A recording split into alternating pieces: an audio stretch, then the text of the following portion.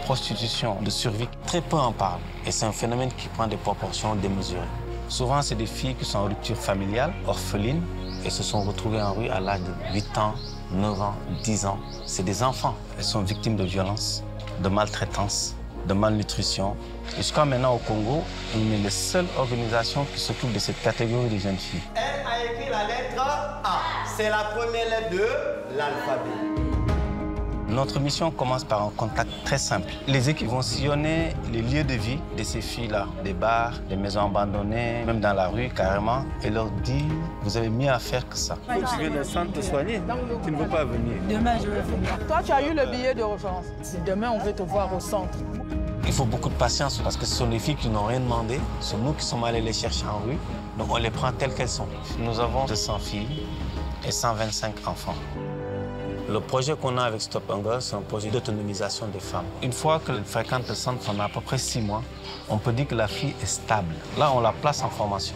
On a des peintres, des couturières, des cuisinières, des mécaniciennes auto. Non seulement on va la sortir de la rue, mais en plus, on va la faire apprendre le métier d'homme. On a tellement cassé les stéréotypes, maintenant, c'est devenu une banalité à Pointe-Noire. Je travaille au milieu des hommes, je suis à seule, je suis vraiment heureuse. Le métier qu'Asie m'a donné m'a changé, a changé ma vie. Tu ne peux pas aller sur un terrain aussi glissant avec des outils qui sont classiques. Stop Hunger, ils ont compris, en fait. Quelqu'un qui n'a pas de métier ne peut pas se prendre en charge. Et quelqu'un qui a faim, il ne peut rien faire. Sarah, jeune fille mère, c'est bon. 80% des filles qui fréquentent le centre, elles sont déjà mères à 13 ans. Si on veut qu'elles sortent de la rue, on est obligé de prendre en charge son enfant qui l'accompagne. C'est pour ça, dans nos centres, on a ouvert des crèches.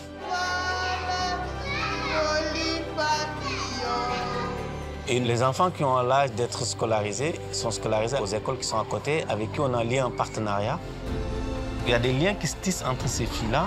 Elles se soutiennent, elles s'entraident. Ce sont les filles d'Asie. On fait partie de la même famille.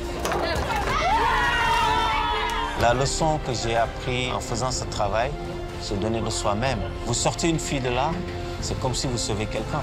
Donc forcément, il y a de la fierté. À Stop Hunger, j'ai envie de leur dire merci, qui va du fond du cœur, au nom de toute l'équipe. La meilleure façon d'enlever quelqu'un de la faim, c'est de le rendre autonome, qu'elle puisse se nourrir elle-même.